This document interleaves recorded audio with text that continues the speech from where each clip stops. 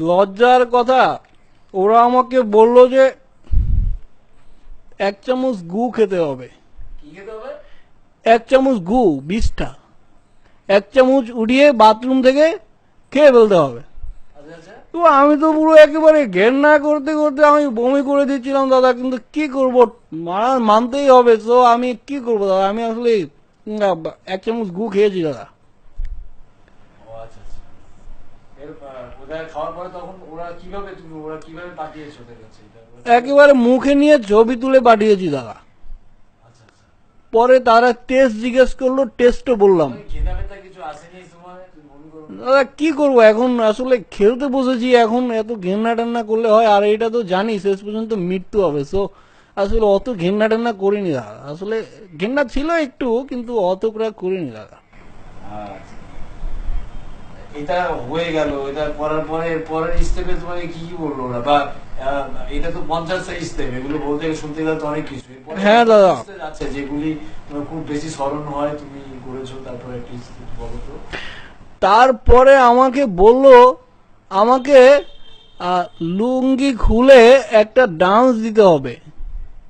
লুঙ্গি খুলে ডান্স দিতে হবে? মানে ন্যাংটা হয়ে আমাকে আমাকে ডান্স দিতে হবে।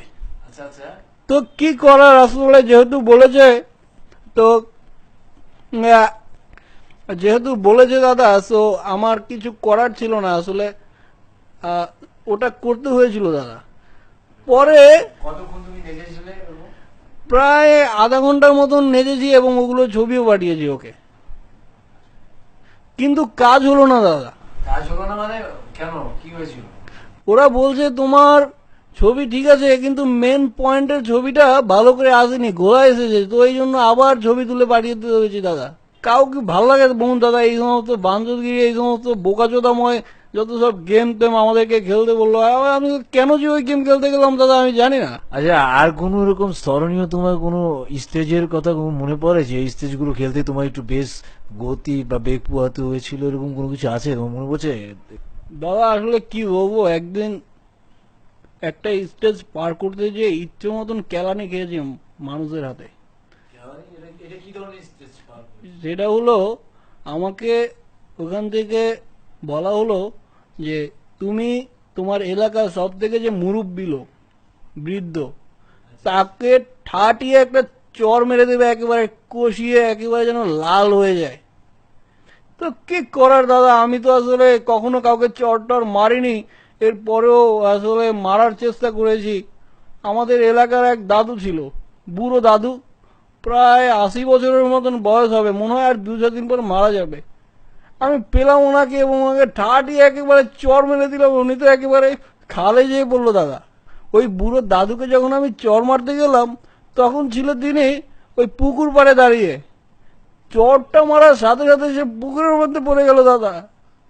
কি বলবো, সে এক নির্মম দৃশ্য দাদা, আমি দেখে আমার চোখে পানি আসলো, কিন্তু কি করব, তখন তার আমি ছবি তুলে আবারও তাদেরকে পাঠিয়ে দিতে হয়েছে দাদা।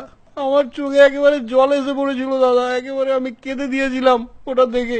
তারপর দাদা কি বলবো, ইচ্ছে মতন লোকজন এসে আমাকে যেই কেলালো, তার থেকেও বেশি কষ্ট পেয়েছি ওই বুড়ো দাদুকে আমি চর মেরে দিয়েছিলাম দাদা। আমার এখনো সেই দৃশ্য মনে বললে কান্না আসে দাদা। আমি কি গেম খেলতে গেলাম দাদা, এ হলো একেবারে বোকাচোদা গেম দাদা, মানুষকে একেবারে বোকাচোদা বানিয়ে ছেড়ে দেয় দাদা, একেবারে গান্ডু হয়ে যায়, এবং যারা খেলে দাদা তারা একেবারে গান্ডু ছেলে ফেলে। ঠিক আছে, পরবর্তী স্টেজ গুলো কি ছিল বা কোনো কিছু?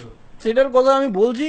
আমাকে একদিন একটা স্টেজ দিল, বাড়ির ছাদে উঠবে, উঠে যে কোনো একটা মানুষের মাথায় মুতে দিবে। আচ্ছা আচ্ছা। তো কি করব দাদা, মিশনটা আসলে কমপ্লিট করতে হবে। গেলাম ছাদের উপরে, তারপরে এদিক ওদিক তাকিয়ে দেখলাম একটা বাচ্চা ছেলে দাঁড়িয়ে আছে, দিলাম মুতে। ঠিক ওখানে কিভাবে যেন আমার বাসার বাড়িওয়ালা এসে দাঁড়ালো, একেবারে তার টাক মাথার উপরে যেয়ে বললো দাদা। তারপর সে আমাকে ছাদ থেকে নামিয়ে রাস্তায় বেঁধে দাদা ইচ্ছে মতন কেলালো,